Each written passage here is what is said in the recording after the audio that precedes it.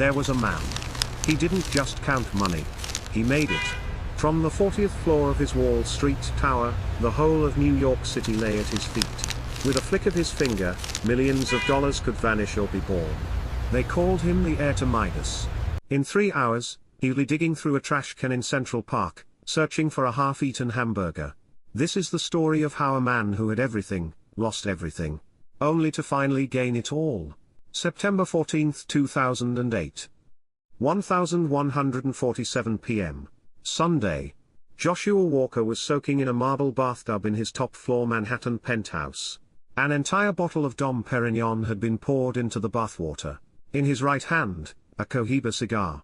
In his left, a BlackBerry. The screen flickered with real-time Asian stock futures. Perfect, he muttered. He already knew the top-secret intel tomorrow, Monday morning, Lehman Brothers would file for bankruptcy. And he had already placed all his bets. When the market collapsed, his accounts would swell to an astronomical figure. "Ethan," he shouted into a waterproof speakerphone. A few seconds later, the trembling voice of his young trader, "Ethan," came through. "Yes, boss. I'm at the office. Tomorrow morning, 9:30 a.m., the second that bell rings, you liquidate every long position we have. And you execute every put option we've prepared. You miss that window, and your life is over, too." Hanging up, Joshua rose from the tub. He liked the man he saw in the mirror. At 35, he was a god on Wall Street. Harvard MBA, youngest partner at Goldman Sachs, and now the CEO of his own hedge fund, Walker Capital. On his office wall, framed, was the Forbes magazine cover featuring him. The headline, "The Man Who Never Loses." He walked out onto the terrace. The New York nightscape from 40 floors up looked like his personal jewelry box. Millions of lights glittered below, each one feeling like a pawn on his chessboard. "God, if you're really up there," he said, looking up at the sky with a smirk. "Thank you. For making this world so unfair. For separating the smart from the stupid, the rich from the poor. And for putting me on top." Just then, his BlackBerry began to vibrate manically. The caller ID read unknown. He went to ignore it, but the calls kept coming, relentless. "What?" he answered, annoyed. "Joshua Walker." A strange voice asked. "Tomorrow, you're going to lose everything." "What? Who is this?" "Lehman Brothers. The firm you shorted," the voice said. "The feds just decided on a bailout. A secret meeting 5 minutes ago. Tomorrow morning, Lehman will be resurrected. And you." The line went dead. The phone slipped from Joshua's hand. A crack had just appeared in his perfect world. September 15, 2008. 9:30 a.m. Monday. The opening bell rang at the New York Stock Exchange. And Joshua's world exploded. Lehman Brothers did go bankrupt. The anonymous call was a lie. But something he hadn't predicted happened. AG, Merrill Lynch, Morgan Stanley. The entire financial world began to collapse like a row of dominoes. His short position made money at first, but then the market froze. He couldn't liquidate. Liquidity had vanished. And then, the margin calls for the $2 billion he had leveraged all came at once. "Boss. It's Goldman on the line. If we don't deposit $1 billion in 30 minutes. Ethan's voice was a scream. Joshua stared blankly at the monitors. Red numbers cascaded down like a waterfall. The value of his fund was evaporating in real time. -50%, -70%, -90%. At 3 p.m., his fund officially went bankrupt. At 4 p.m., the FBI raided his office. At 5 p.m., his assets were frozen. At 6 p.m., he was escorted out of his Manhattan penthouse. "Wait, this is my house." "Not anymore, Mr. Walker," the marshal said coldly. He was thrown onto the street in his business suit. He had $47 cash in his wallet. All his credit cards were declined. He called the people he thought were his friends. No one answered. By 11 p.m., he was sitting on a bench in Central Park. His $3,000 Armani suit was already torn. 24 hours ago, he had been bathing in champagne. Now, his stomach was a knot of agonizing hunger. By the third day, he was no longer Joshua Walker. He was just another vagrant in the park. He was chased by a security guard for digging through a trash can and kicked by a commuter for sleeping in a subway station. His pride crumbled before his hunger. "Please, help me," he begged passers-by. They looked right through him. On the fifth night, the temperature dropped below freezing. He huddled under a bridge in Central Park, covering himself with newspapers. He felt death was near.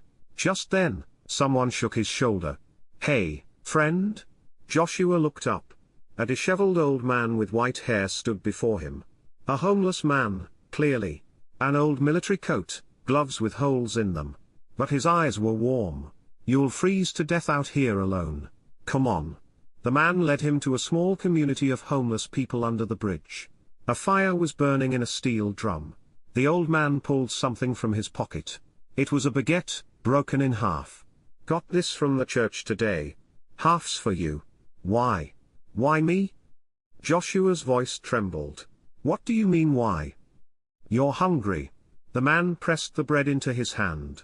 It was hard and cold, but to Joshua, it felt like he was receiving communion for the first time. He took a bite. And he wept. Quietly at first, then in heaving sobs.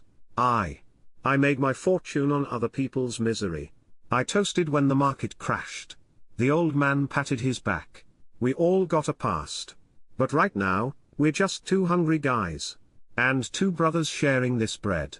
In that moment, Joshua understood. All his life, he had seen the world in numbers. Plus and minus, profit and loss.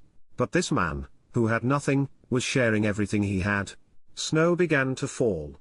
Joshua clasped his frozen hands together and, for the first time in his life, prayed with all his heart. "God. Now I understand. I was poor in my abundance, and in this poverty, I feel rich for the first time. Please, teach me the secret of being content in any and every situation." October 2012. Wall Street. During the lunch rush, the heart of the financial district swarmed with a legion of suits. Among them, a man walked with a wooden box, slung over his shoulder. "Hot sandwiches. Get your Lucy's homemade sandwiches." It was Joshua, but not the Joshua of 4 years ago. Instead of a suit, he wore clean jeans and a plaid shirt. The hair once styled with $100 gel now fell naturally. And most importantly, his eyes. No longer burning with greed, they were as calm as a still lake. "Joshua. You got the turkey today?" "Of course, Michael. Threw in some extra pickles for you."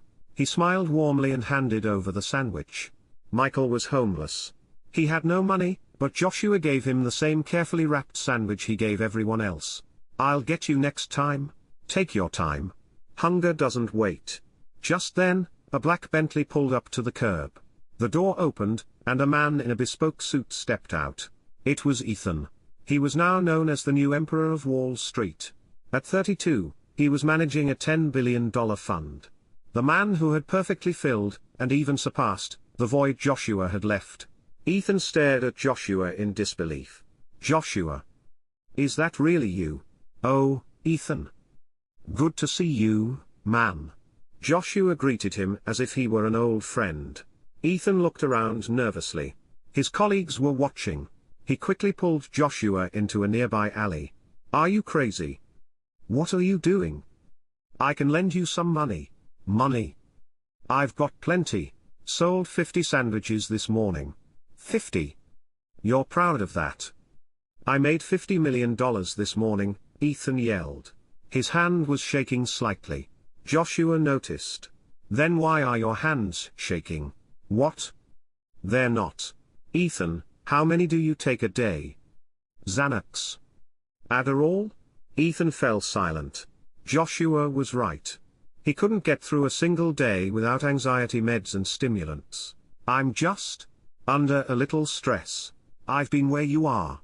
I know it well. The market drops 1%, you feel like you're in hell. It goes up 1%, you feel like you're in heaven. But what about your real life?" Ethan couldn't answer. He worked 100 hours a week. His fiancée had left him. All his friends were now his competitors. His penthouse was higher than Joshua's had been, but he was always alone there. Joshua took a sandwich from his box and handed it to Ethan. "Eat. My wife made it at 4 a.m. this morning." "Wife? Lucy?" She was a church volunteer who gave me bread when I was on the streets. Now she's my wife. We have a kid, too. Ethan took a bite. It was warm. Homemade bread, fresh vegetables, and most of all, made with care. It was better than the $100 lunches he ate at Michelin star restaurants. How can you be this happy? You lost everything. Joshua smiled. No, Ethan. I found everything. I learned how to live in poverty, just as I knew how to live in abundance. I learned that being hungry and being full are all just parts of life. You have abundance, but your heart is in poverty. Ethan's eyes reddened. Joshua's words had struck him to the core. So, what's the secret? How do I? Joshua put a hand on Ethan's shoulder. Come back tomorrow for lunch. We'll talk. But wear something comfortable. No suit?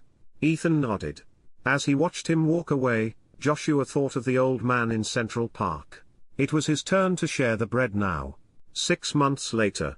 A spring rain was falling on Wall Street. A strange and beautiful sight was unfolding in front of Joshua's sandwich cart. Traders in suits and homeless people in torn clothes stood together in one line.